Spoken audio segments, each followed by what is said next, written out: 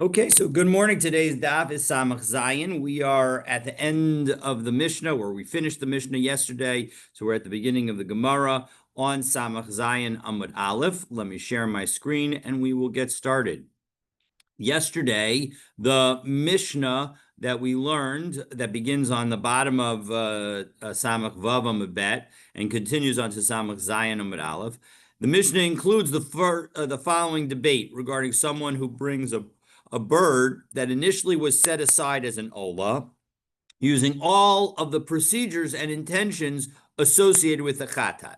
Now, it's worth noting here that there are two particular times that one can set aside a bird, unlike a large animal, where basically when the animal is taken, it needs to be set aside as whether you're doing it for a shlamim, a toda, whatever korban that you're offering it for. It needs to be determined. It needs to be determined before you even get to Yerushalayim, or at least when the animal gets into Yerushalayim. You know, when you bring it to the Kohanim, it already has to be determined. That is not the case with respect to birds. When it comes to birds, you can imagine that there are a bunch of korbanot. Hopefully the most common is when a woman has a baby. She brings a special korban, and it can be two birds, a pair of birds. One is brought as an ola, one is brought as a chatas, and we're going to be talking about more of that today. And so people would come to Yerushalayim, and there would be these, bird setups. In fact, the whole Maseches Kinim, which we'll be quoting later today, is about how you deal with the birds, because of course they fly around and they can get mixed up. If you set aside one as an ola and one as a chatas, and now they fly around, you're not sure which one is which. What do you have to do? So that's like I said, a whole other Masechet. But here, the point is that when the Kohen does the action, that can be the moment it gets determined. So essentially, a person who has to bring an ola and a chatas, a bird ola and a bird chatas, can give the Kohen two birds and let the Kohen do the actions, and then as the Kohen is doing the actions for those birds, it effectively gives them the sanctification, whether it's going to be for an ola or a chatas. They're just sanctified generally without specification. And so as a result, given the fact that the Kohen's actions themselves have this ability, that's part of the motivation of Rabbi Yoshua. So whereas Rabbi Eliezer says, if you have an ola, and you then do a bird ola, and then you do everything that is like a bird chatas for it, it's still an ola. You set it aside for an ola, and it's going to be puzzle, meaning you treat it just like with a large animal. A large animal, you set it aside, it's one thing, it never has the ability to change, that's it. Rabbi Yoshua says no. Rabbi Yoshua says, listen, that's true for big animals. But when it comes to birds, because the Kohen's actions have the ability, if it's not been sanctified, to determine what it is.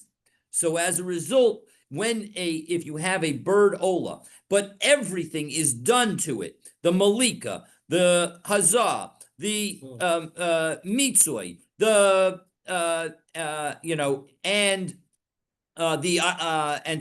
and the location is where it's supposed to be, all done as if it was a chatas, meaning that it's below the line, then everything it actually ends up being a kosher chatas offering. That's what Rabbi Yoshua says. And so in the Mishnah, Rabbi Eliezer attempted to bring two different arguments, and Rabbi Yoshua countered them. And so as we pick up with the Gemara, it's 3, 6, 9, 10 lines down. Well, what happens if the Kohen designates these birds, right? He says this is so right? So you said before, there's make a distinction. The animal you have to designate. Here, the It's Kohen touches not the it, it moves. designation by the Kohen, it's the action by the Kohen. So he picks it up, he shakes it, he moves it, whatever he does, right? Okay, so he said, no, but the point is he does the Melitza, the Oh, Malika. so I'm He does thinking the he's just Malika. He designated. I mean, because well, my question is, maybe it's not even relevant because you've gotten past that step. My question in my mind was the coin by a bird, if he doesn't, what if the bird flies away after he designates? He says, this is going to be for the chatas, this is going to be the old, and the bird still flies away. So excellent question, and that's a Maseches Kinim question. We're not going to be dealing with, thankfully, the bird flying away. We're going to be dealing with situations where it's the Kohen doesn't know what he did. He's not sure whether he did one thing or the other, or he does everything above and or everything below. We're going to see all of those kinds of combinations during the course of today. Thankfully, we're not going to add to that the complication of flying away. But let's take a look. So again, Rabbi Yoshua says you do everything for a bird ola, but you do it like a chatas. Somehow that ola turns into a chatas, and that's the story.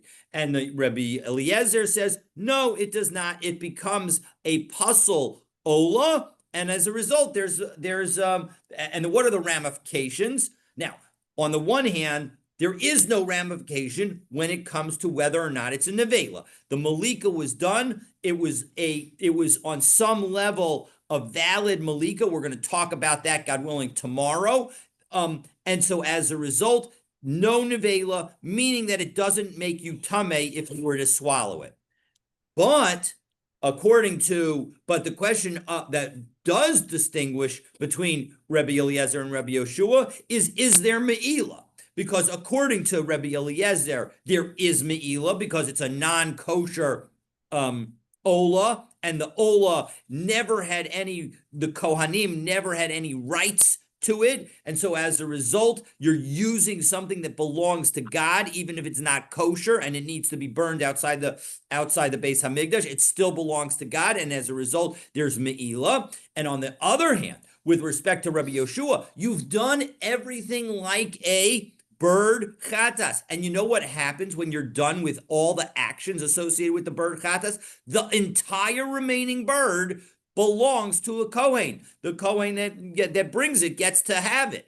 And so as a result, it's not subject to Me'ila because anything that belongs to the Kohen, even for a minute, and of course there's a certain period of time that the Kohen has access to it, but now it belongs to him. And so as a result, he's going to as far as the meat goes, there's a certain amount of time that he can eat it, but the bird itself belongs to him. And as a result, we say there is no me'ila according to Rabbi Yoshua. So But we're he's now stealing going to it from the continue this coin, though. debate. What? He's stealing it from the coin. Yes. Oh, 100%. He would be stealing it from the Kohen if a non-Kohen took it. But there still would be no me'ila. Okay, so Tanya, our Gemara begins saying we're going to cite a brisa, and again, it's continuing the conversation. We're going to have two more back and forth. Rabbi Eliezer is still trying to prove to Rabbi Yoshua, hey, I'm right, you're wrong. He's not going to be successful. Amaro lo Rabbi Eliezer lo Rabbi Yoshua. So Rabbi Eliezer again says to Rabbi Yoshua, Asham shishchato b'tzafon l'shem shlamim yochiach. Okay, well, let's take a look at a korban asham. And you slaughter it in the north. Well, that's where you're supposed to slaughter an asham, because an asham is kodshe kodshim, as we saw in the fifth parak. L'shem shlamim yochiach. And we say that you're doing it for the purpose of a shlamim. Now, again, this calls us back to the very beginning of this Masechet, and an asham is not one of the korbanot that if you have the wrong intention, it automatically becomes invalid. So assuming that he does all the other actions correctly for an asham, it remains an asham. And so now, sheshinu eshmo umo alimbo. And so he's changed what he thinks about it, but still me'ila, because it's still, after all, it's actually going to be a kosher an asham. So afata al titma al haola. Now, if you had successfully converted it to a shlamim, Well, now the shlamim arguably would not be subject to me'ila if you've done everything that you were supposed to do with it and burned all the pieces to it.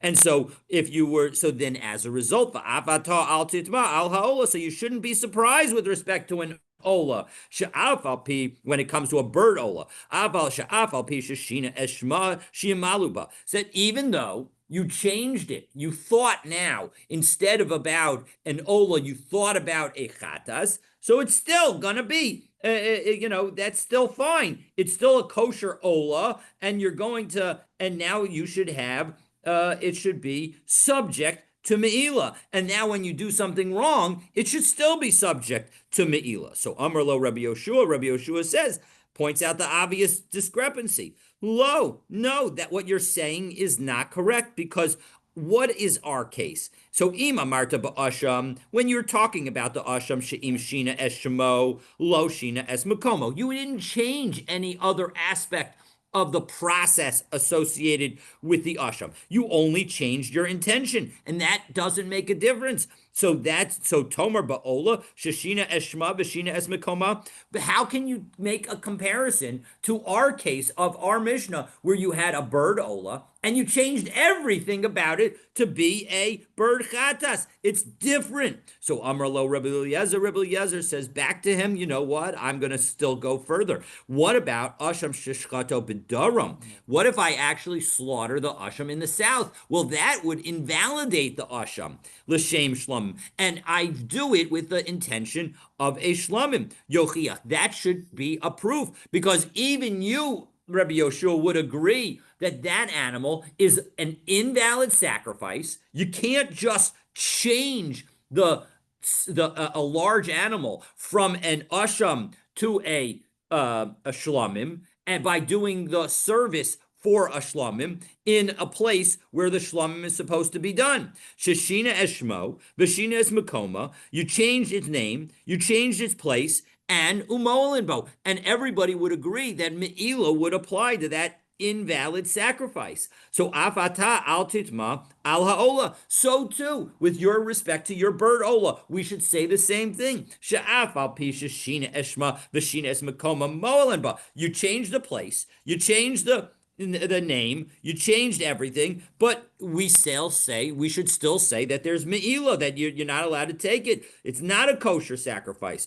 Amar lo Rabbi Yoshua says back to him, lo, again, your analogy is imperfect. Ima marta ba'asham shashina eshmo v'shina es makoma v'lo shina es masav. You haven't talked, yes, you changed its location, but you haven't changed every aspect of it. You haven't changed all of the procedures associated with it to make it like an asham. So Tomer ba'asham shashina eshma v'esma'asav v'shina es makoma. So would you still say the same thing about an ola? Here you changed everything. You changed its name. You changed its place. You changed its actions. You changed what the procedures were. You did everything like a chatas. So your case is not comparable. Well, you might have thought that this conversation would continue with the third and final case of an asham that you shecht in the south, and you do every action and you do all the procedures associated with a shlamim.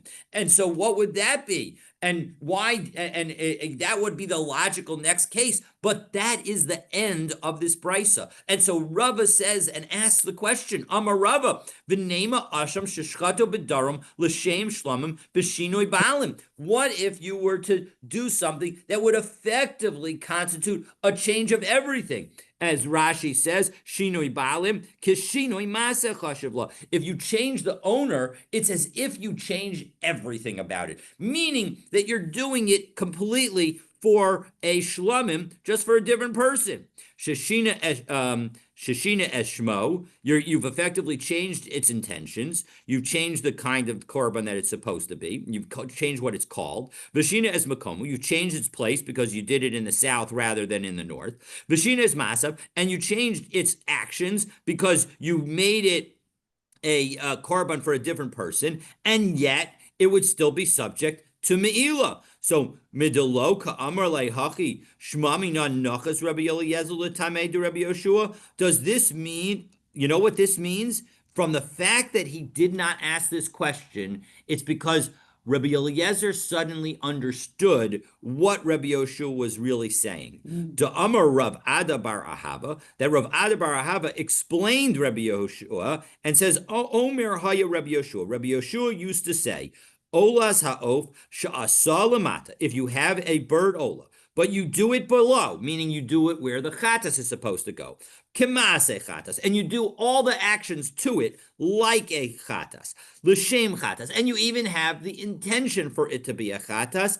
Kevan shemalak basiman echad, since what you're supposed to only cut for a chatas one of the pipes, nimshekas v'nase chatas ha'of. You've transformed it into a bird offering, a bird chatas. You've transferred it into a bird chatas.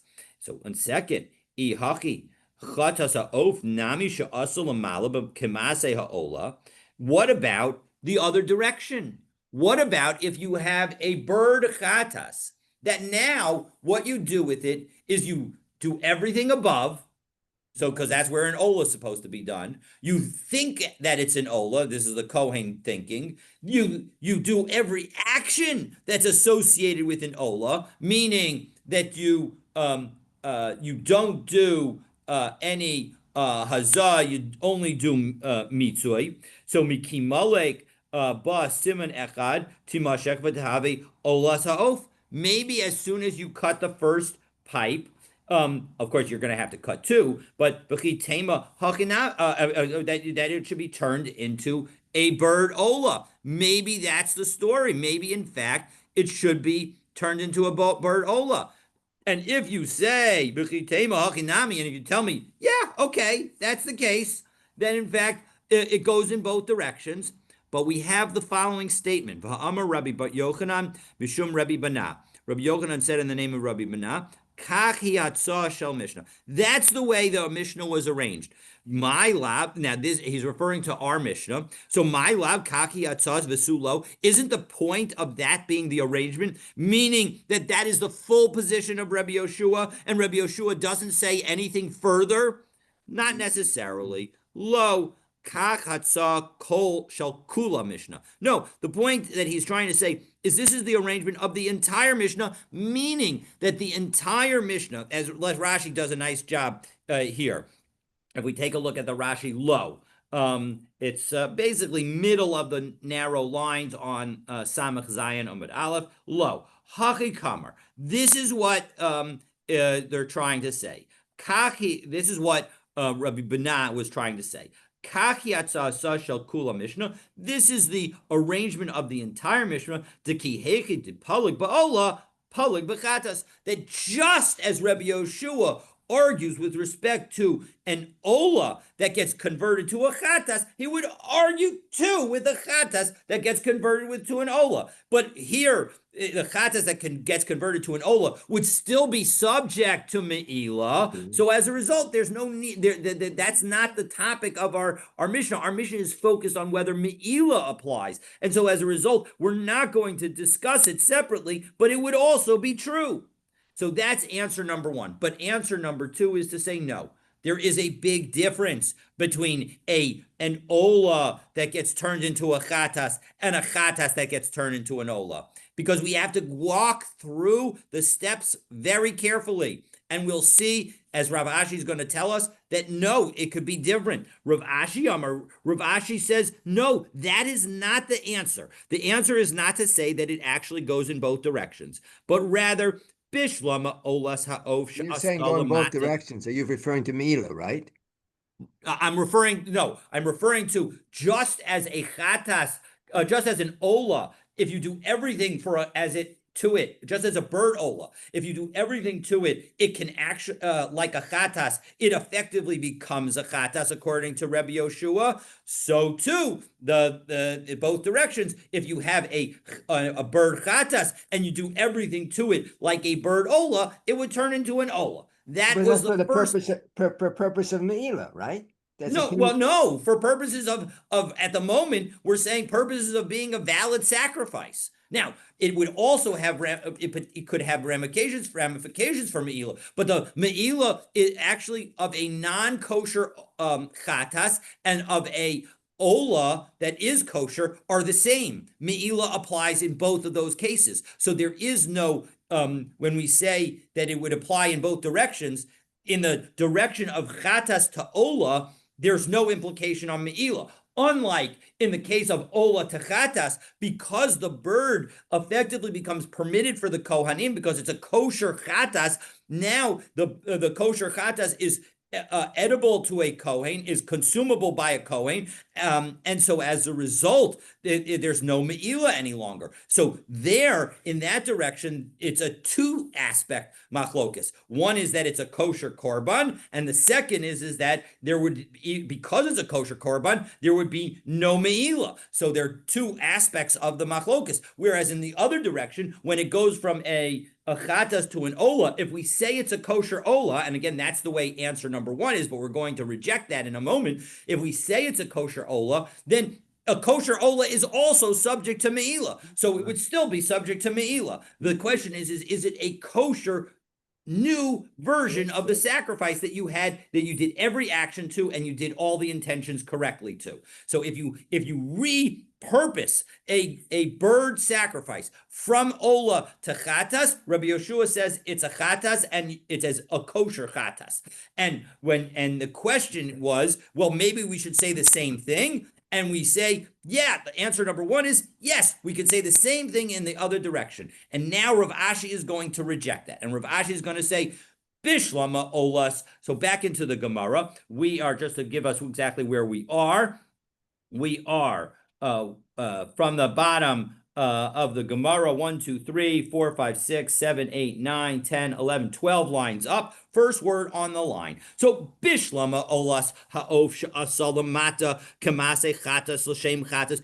Okay, when you have a bird ola that you now do everything to it like a chatas, kevin daha hechshera b'siman echad, since the way you're supposed to do the chatas is by cutting one pipe, v'ha hechshera b'shnei simanim, whereas the ola requires cutting two pipes.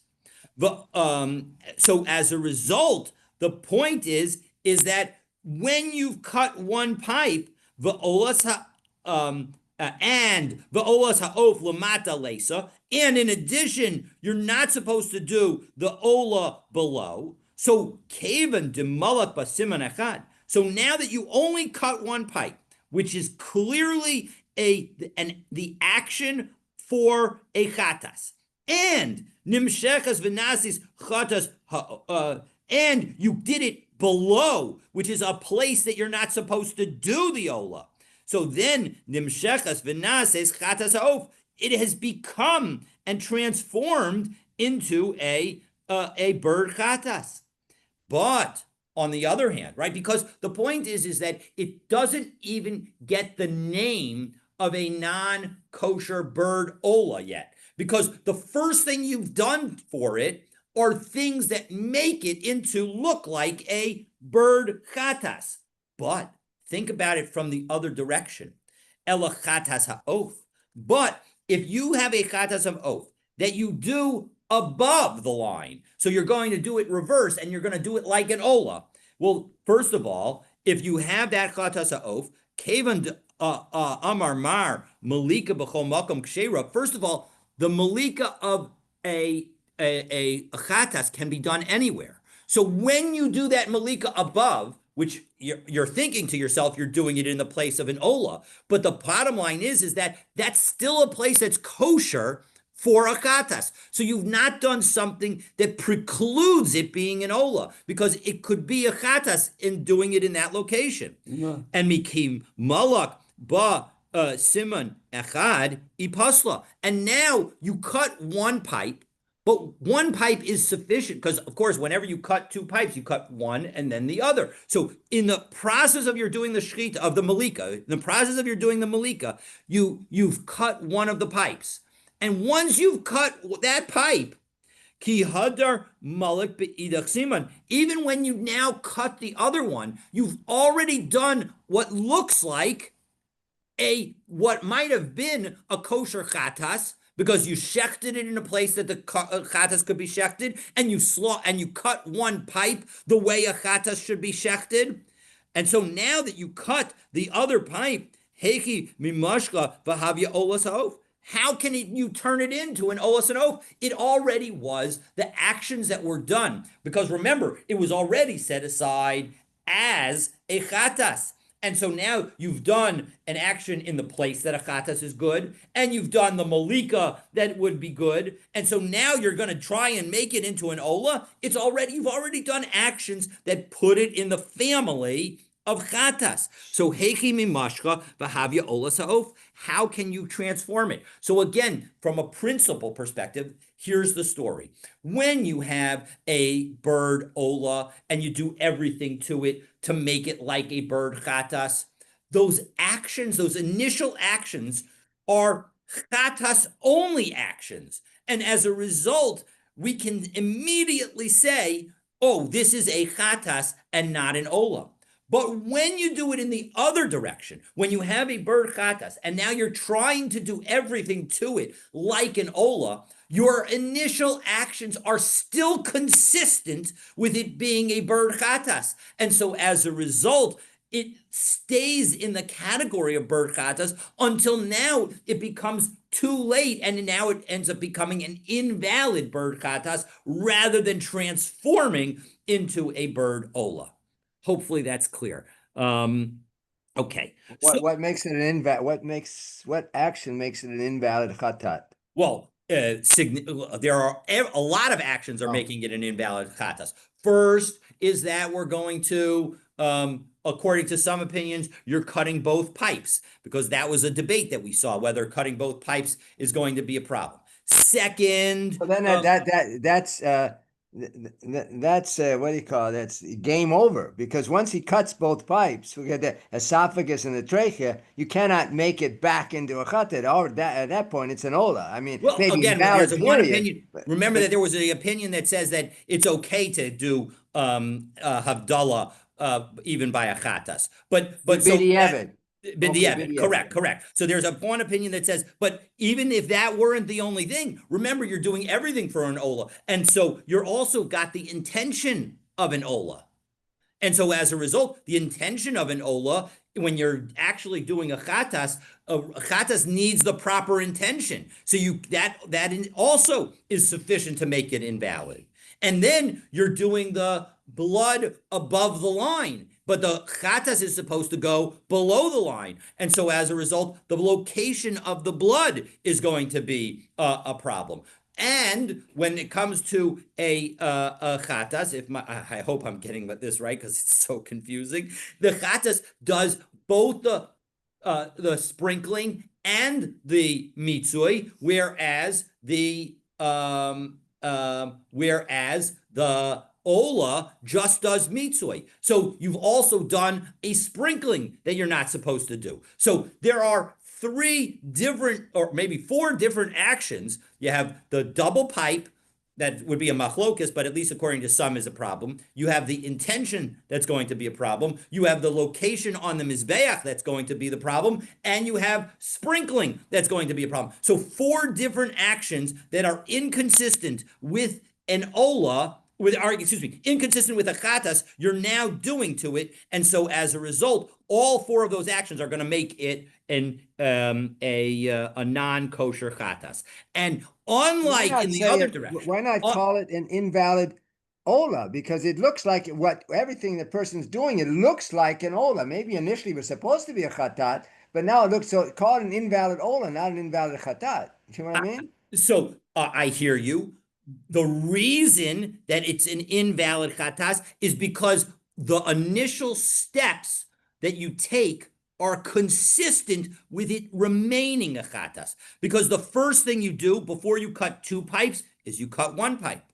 And the location, yes, you are shechting it above the line. You're shechting it above on the mizbeach, but that's an okay place to shecht a chatas. So although in the end, all of those actions, you're absolutely right, are like an Ola, but we focus on the initial actions according to what Rav Ashi is saying. And your initial actions remain consistent with it being a chatas. And so as a result, it stays a chatas at that moment, and now it becomes a non-kosher, an invalid chatas, rather than turning into an ola and being an invalid ola. And when we go in the other direction, that's what's key. The key is that the initial actions that you're doing by shechting, by doing the malika of one pipe, and you're doing that malika below the line, for a chatas, which is a place that is not kosher for the ola, and you're doing it the malika that is clearly for a chatas. So the two actions that you do at the very beginning are already showing that the animal is not an ola, even though it was originally set aside as an ola. And so as a result, it never has a shame ola on it as an action. And so as a result, that's why Rabbi Yoshua says, because the Kohen has this ability to give a bird sacrifice its categorization, and even though this bird sacrifice was originally looked at as an ola, because the actions are all consistent with a chatas, even from the very beginning, from the very first action of cutting the windpipe or cutting the trachea, that is, or the esophagus, that's going to be sufficient to turn it into a chatas, according to Rabbi Yoshua. Okay, so that's that. It is a very, very key, because the rest of our today is going to be based on understanding this distinction, and specifically understanding that a bird ola, that's what we're going to challenge now, because we're going to now say, let's take a look. We're 1, 2, 3, 4 lines up from the bottom of Samach Zayin Amud Aleph, and we say Gufa. We're going to just quote Rav Ada bar Ahava again. Amar Rav Ada bar Ahava, Omer Haya Rabbi Yoshua. Rabbi Yoshua used to say, Olas ha'osh asalamata kamase chatas l'shem chatas kevan shemalak ba simon echad nimshechas v'nasech chatas ha'of. It has converted into a bird chatas because you did actions that look like a chatas. So Tashma, we're going to do 2 separate challenges to Rabbi Yoshua. These challenges are from the very end of Maseches Kinim. These are some of the hardest Mishnayos that exist in Seder Mishnah. So we'll go through it slowly. You can see it's a relatively small half daf, Samach Zayin Amud Bet, and we'll get through it together. So Tashma, come and listen. So Shchatas Lezu v'Ola Lezu. The Mishnah there, it's the third Mishnah in the third parak, is talking about a pair of women. They have, thank God, they've had babies. They both need to bring an ola and a bird ola and a bird chatas. Now, one of them has already brought the bird ola. The other has brought a bird chatas. Now, often in the Beis Hamikdash, the way you would buy birds is in pairs, in kinim.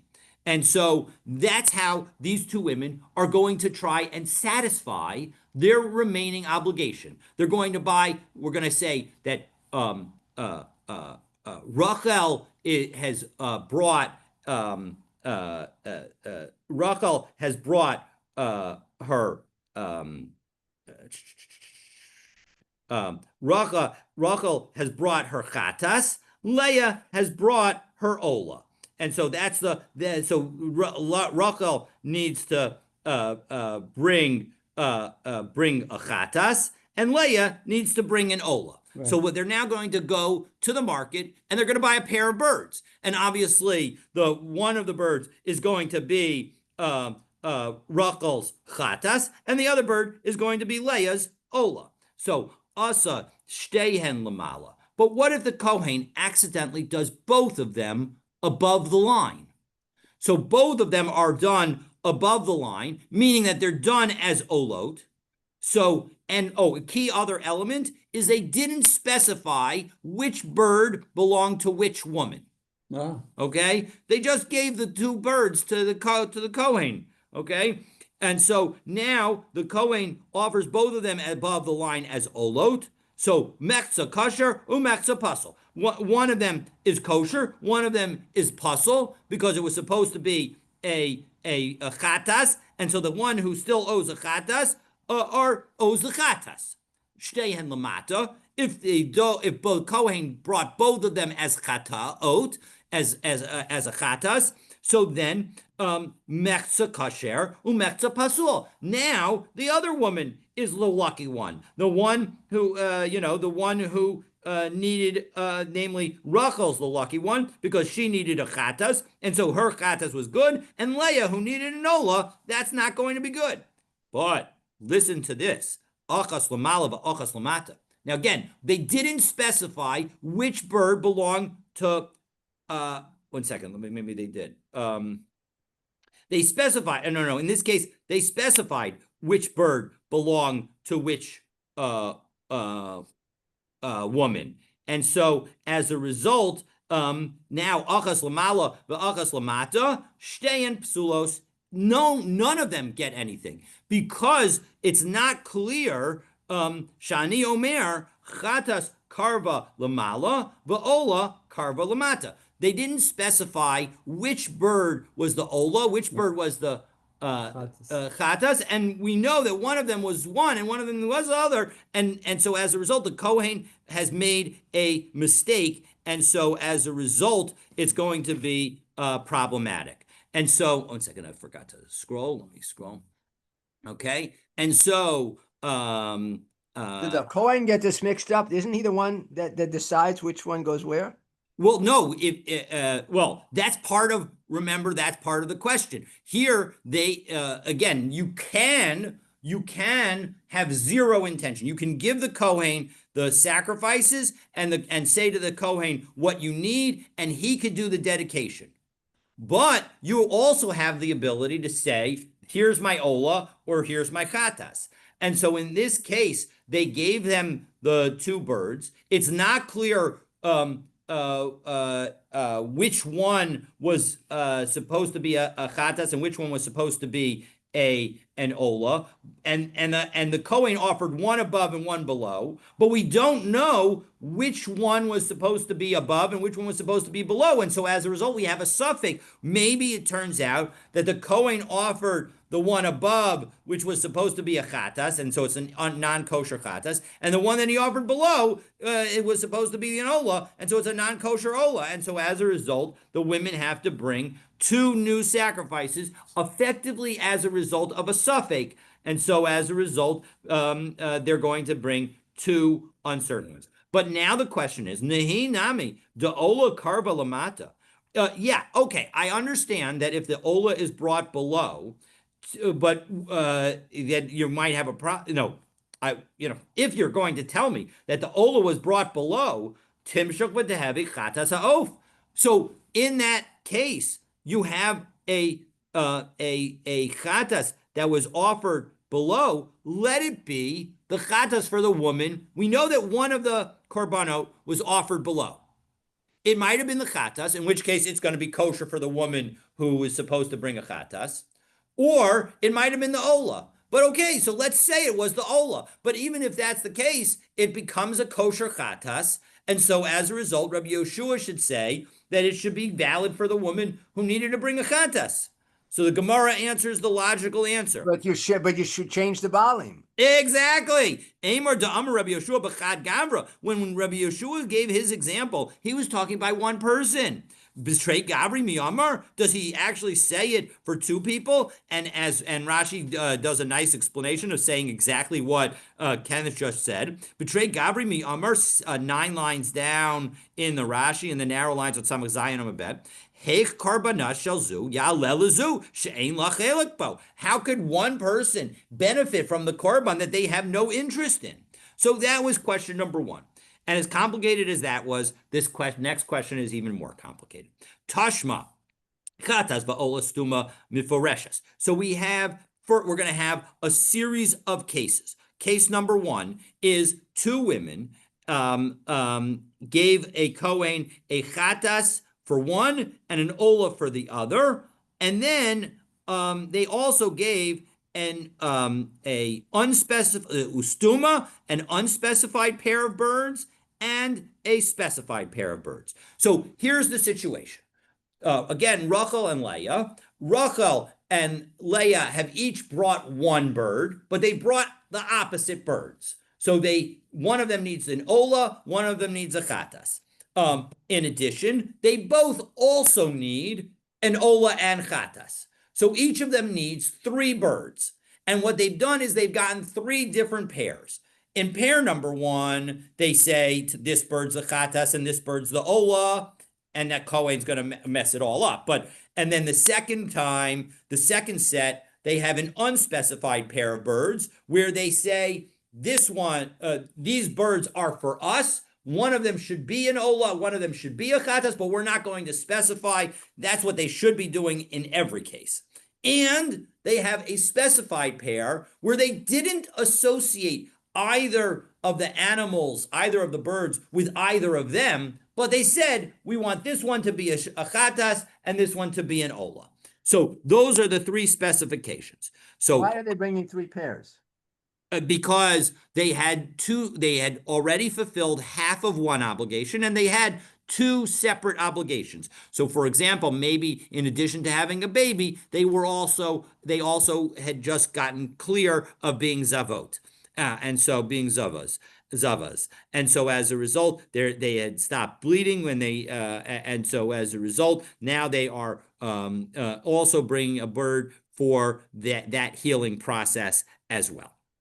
Okay, so asa kulan lamala. Now the Kohen messes it all up because he offered all of them above, meaning he thought that every one of them was supposed to be an ola.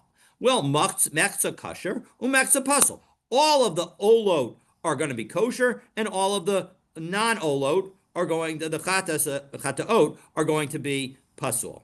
Kulan lamata, he does the reverse. Well, again, mechza kasher umechza pasul. Again, half of them are valid. They're all going to be considered as if they were chataot, and none of the olot will be kosher, and all of them would have to bring replacement olot in order to fix it. Chetzion lamala v'chetzion lamata. But if the Kohen brought half, three above and three below, but he did not pay attention to which bird went in which location, Eina kshera elastuma. Well, the problem is that we don't know that the bird that was the ola for this person and the bird that was the chatas for this person were given in the right place. Maybe they were flipped. And then when it comes to the specified pair, even though they didn't specify which person it was for, they specified that one was an ola and one was a chatas. So again, that's also not going to be kosher. So umischalekes beinehen, but the unspecified pair is going to be kosher, and it's going to be one for each of them, meaning that each of them can count one kosher animal. One of them would get an ola. One of them would get a chatas, and then they would still be subject to bringing an ola and chatas in addition to it. Okay, so now the Gemara asks on that last case, okay, look, the bottom line is there was one additional pair that maybe we should say is kosher according to Rabbi Yoshua. Ve'ilu miforshin lo. Yeah, I get that, when you had the pair that was specified, why was it not valid? At least let nehi nami de ola karva lamata. Let the ola have been mistakenly brought below, because either you brought the chatas below, in which case it's great, or you brought the ola below, in which case it should be a good kosher chatas. Timshok v'tehevi chatas ha'of. It should be transformed into a chatas ha'of. So isn't this Mishnah inconsistent with Rabbi Yoshua? And if you say, okay, so it's not consistent with Rabbi Yoshua. Umimatzis amrad hachi. Are you really able to say that? And now we're going to have a citation of a Mishnah, the final Mishnah in Maseches Kinim, and it's a very complicated Mishnah. And we're gonna the question is whether we should try to go through it. Maybe we'll start and we'll see how it goes, how complicated it is, and whether you're able to follow. But the bottom line is that none of the details of this Mishnah matter, because what matters in this Mishnah, is actually the very last line of it, in which Rabbi Yoshua makes a comment. And that comment reflects the fact that he is effectively the author of every Mishnah in Maseches Kinim, and that every Mishnah in Maseches Kinim needs to be consistent with him. And so as a result, the Mishnah that we just cited, you can't answer it and say that it's not Rabbi Yoshua, because every Mishnah in Maseches Kinim is supposed to be like Rabbi Yoshua. So Tashma, here's what was the thinking that it could be inconsistent? What was the Havamina that Rabbi Yeshua would think to make it inconsistent? Because we just said that when you have those three pairs of birds, again, pair number one was specified not only with respect to one being a chatas and one being an ola, but it was the chatas is for this woman and the ola was for that woman. A second pair was specified that one is a chatas and one is an ola, but we didn't specify for whom. And the third pair was completely unspecified. So we've already made clear that when it comes to the unspecified pair, that is totally fine. Those are going to be kosher because it was unspecified. And so therefore, whatever the Kohen did to them, we're going to say is a kosher sacrifice. And therefore, we're going to allow that pair to count towards the obligations of these two women. But the Mishnah said that the specified pair, where we didn't identify which woman it goes to, is not going to be kosher. But Rabbi Yoshua says that if you have a korban ola that you bring, and the reason is because we're concerned that the ola was brought below and the chatas was brought above. But fine, let the ola have been brought below.